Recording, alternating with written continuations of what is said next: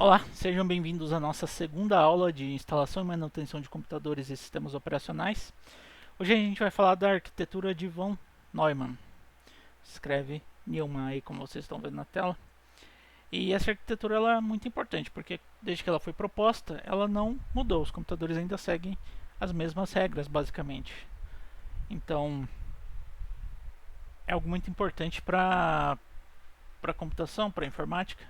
É importante a gente entender essas coisas, essas regras, tá? Bom, aqui de novo, meu nome, meu e-mail, meu currículo Lattes. Vamos para a aula. Bom, a arquitetura de von Neumann, ela dita que um computador ele precisa ter basicamente quatro componentes, né? A ULA, unidade lógica aritmética, a unidade de controle, precisa ter memória e precisa ter dispositivo de entrada e saída. E como tudo isso é conectado, através de barramentos. Bom, a gente também vai ver como os barramentos, né, são como esses dispositivos são conectados, tá? A gente também vai falar da lei de Moore. Já a gente fala sobre isso. A gente também vai dar uma entendida sobre dispositivos de entrada e saída, que é a parte mais fácil dessa matéria. Beleza? Então vamos lá. Quem era von Neumann? Von Neumann era um matemático, ele contribuiu para diversas áreas aí das exatas. Vocês podem dar uma olhada depois. Mas ele contribuiu para análise funcional, teoria ergódica, mecânica quântica, ciência da computação, economia, teoria dos jogos, análise numérica, hidrodinâmica das explorações, estatísticas e muitas outras áreas da matemática. Enfim, então vocês podem dar uma lida nisso aqui na bibliografia dele depois, na biografia dele depois, para dar uma entendida melhor em quem ele era. Mas quem ele era não é o nosso foco aqui, porque é uma área muito abrangente. A gente não vai estudar todas as contribuições dele. A gente vai falar só da ciência da computação aqui, beleza? Eu tirei essa informação aqui da Wikipedia. Bom, arquitetura de von Neumann. Qual que era o problema na época que ele foi proposto? Os computadores eles não eram programáveis como hoje em dia. Como assim eles não eram programáveis? Eles só rodavam um computador que era basicamente único, uma coisa só que era o propósito do computador. Os computadores eram desenhados para cumprir um único propósito, um único programa. Não tinha essa de você programar ele, não tinha essa de você mudar a forma como ele interpretava os dados. Se você quisesse mudar o propósito dele, você tinha que desmontar o computador e montar ele de uma forma totalmente diferente. Então esse era o problema na época.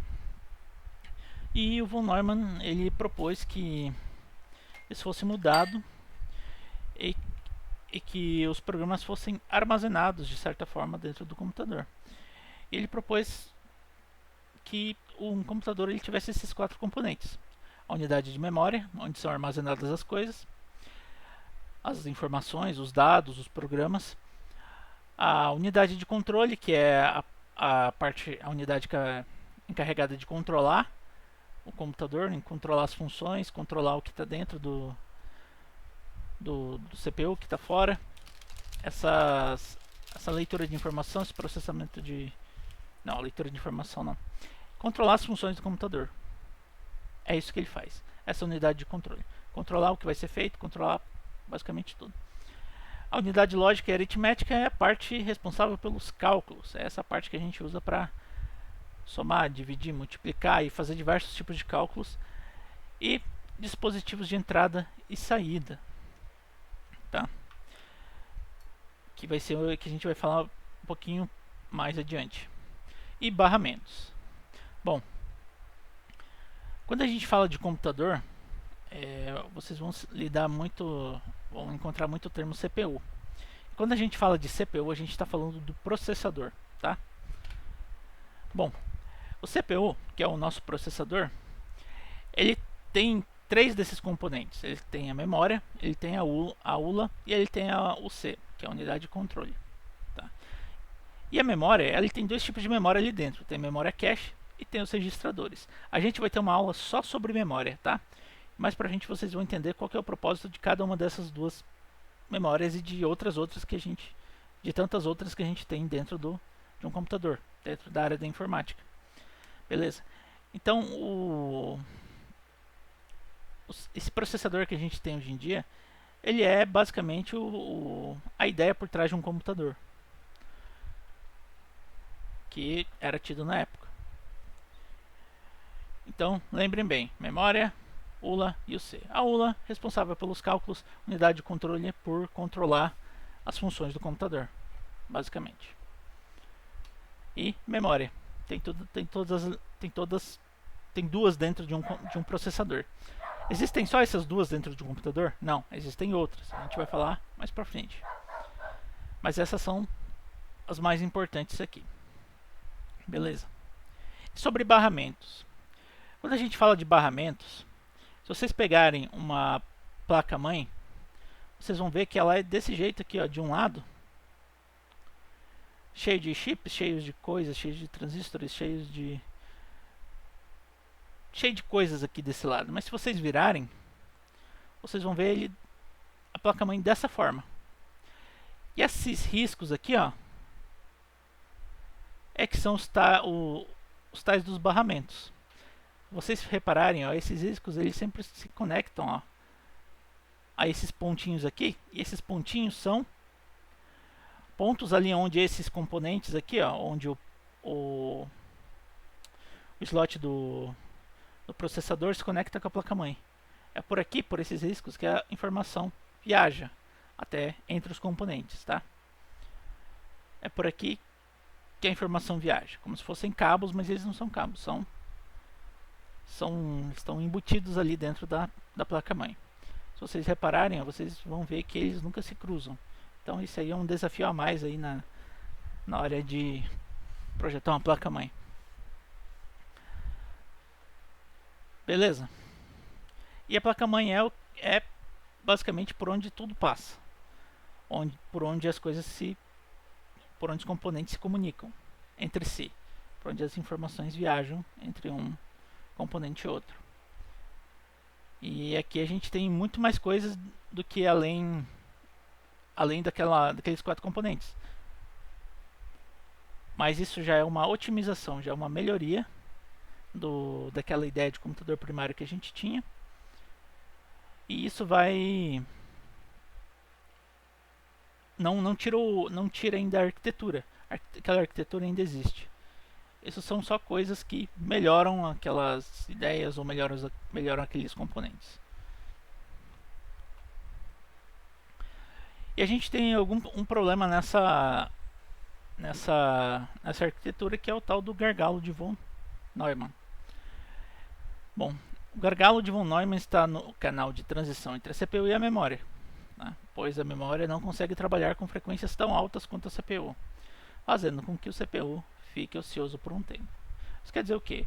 Que o nosso processador ele é muito rápido e a memória não consegue acompanhar ele.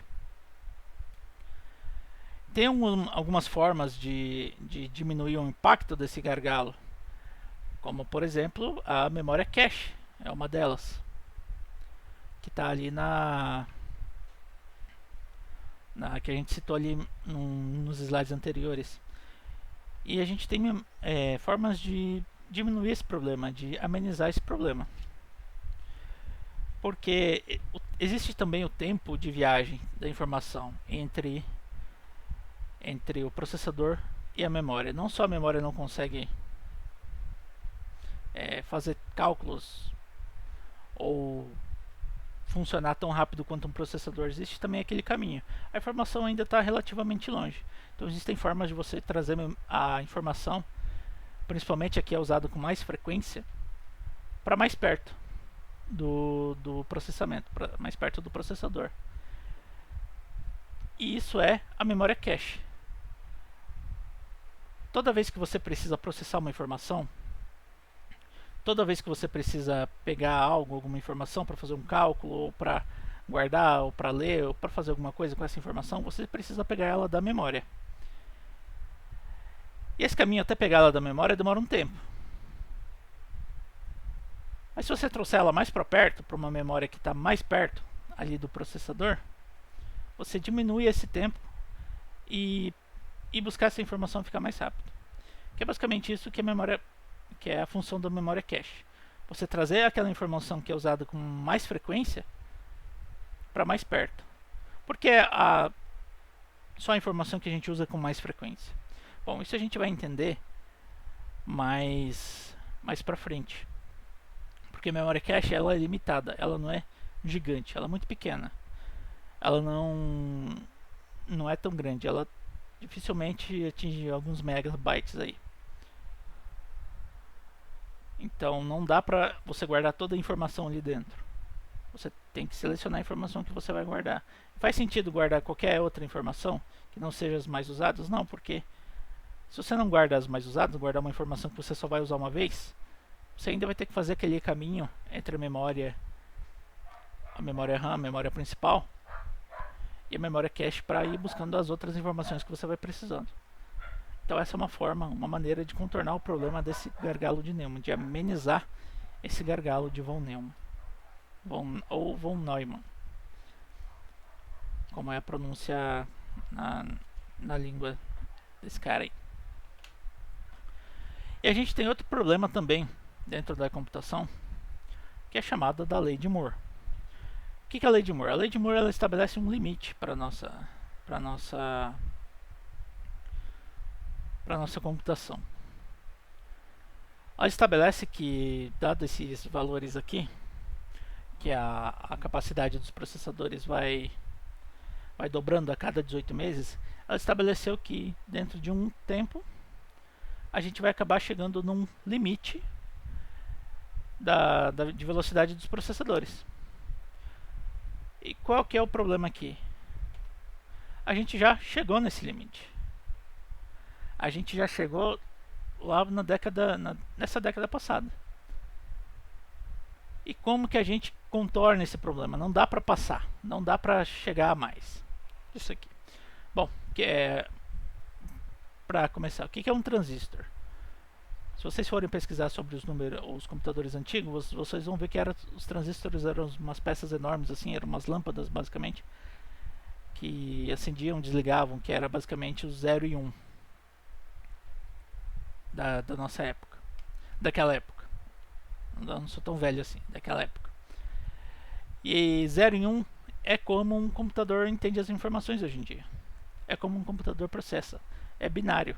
Desde aquela época, o computador continua sendo essencialmente a mesma coisa. Ele não mudou, não teve nenhuma revolução na computação que mudou a tecnologia. Cada tecnologia nova que vai saindo é só uma melhoria da tecnologia anterior. Não tem nada revolucionário, não tem nada que mudou o paradigma, não tem nada que mudou assim a forma como nós fazemos um computador. O que mudou é que a gente foi conseguindo diminuir os transistores cada vez menores e colocando num espaço pequeno cada vez mais transistores. E era isso. Mas como que a gente está tentando contornar esse problema dentro de um processador? Bom, se a gente conseguiu diminuir tanto assim, a gente pode colocar mais de um processador dentro do mesmo chip, que é o que a gente chama de núcleo. Então, um processador com vários núcleos, na verdade, é vários processadores dentro de um só. E o que a gente faz quando a gente vai processar algum programa, vai passar algum programa ali, vai passar alguma informação? Essa informação é dividida entre os núcleos, cada núcleo fica com um pedaço. E aí a gente tem outros problemas, por exemplo, às vezes um pedaço do programa precisa de uma informação ou de um dado que foi processado em outro pedaço. E a gente tem vários problemas aí, e essa área que trabalha isso é a tal da computação paralela. Beleza? Então a gente tá no limite já da computação. A gente só consegue agora adicionar mais núcleos, a gente só consegue melhorar essa área da computação paralela por enquanto. Mas a gente tem uma esperança aí de mudar esse paradigma quando chegar a computação quântica. Que aí é um computador totalmente diferente, não tem nada a ver com esse que a gente trabalha hoje em dia, mas eu sei que vocês já devem ter ouvido falar de computação quântica, que é o próximo aí, a próxima revolução da computação. Já tem computadores quânticos aí funcionando, mas eles ainda não são acessíveis como os computadores pessoais hoje são. Então a gente vai seguir o mesmo caminho de novo. Primeiro, computadores grandes e caros, que são usados só para propósitos militares ou propósitos científicos. E de pouco em pouco esses computadores vão se tornando mais acessíveis até que acabam se tornando um celular aí na nossa mão. Então se vocês forem repararem principalmente em celulares, você não vê celulares mais rápidos, você não vê processadores mais rápidos. O que está saindo agora é câmeras melhores, dispositivos melhores, são sensores, são quaisquer outras características, qualquer outra sensor ou funcionalidade agregada, mas você dificilmente vai ver aqui uma mudança significativa na velocidade do celular. Então, basicamente é esse o limite que a gente chegou na computação. A gente não consegue mais deixar mais rápido os processadores. A gente consegue diminuir, colocar vários núcleos num processador, que é basicamente vários processadores dentro de um chip só. E assim, outras formas, por exemplo, você também tem uma forma de deixar mais rápido o computador sem mexer no processador, é colocando um SSD, que é um novo tipo de memória secundária, melhorando memória RAM, melhorando o tamanho da memória cache.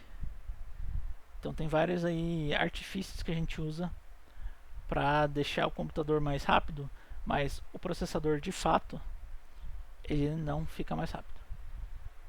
Ele está basicamente a mesma coisa, muito pouca coisa você consegue mexer nisso aí. Agora a gente tem, por exemplo, vocês vão provavelmente ouvindo falar de overclock, que é uma forma de você fazer o processador calcular mais rápido. Mas para você fazer um overclock você tem que ter um resfriamento muito bom. E assim, tem overclock competitivo que os caras usam nitrogênio líquido para resfriar o processador.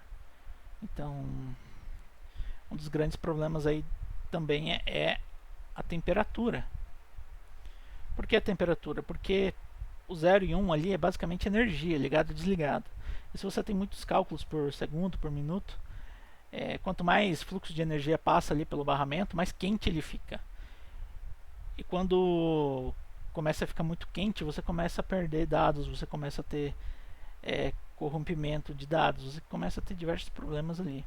Às vezes até acaba derretendo ali algum barramento ou outro e acaba estragando a sua peça. Beleza? Então tem esses gráficos aqui, dê uma olhada nesse gráfico lá depois. Analisem ele, pesquisem depois sobre a lei de Moore, tá?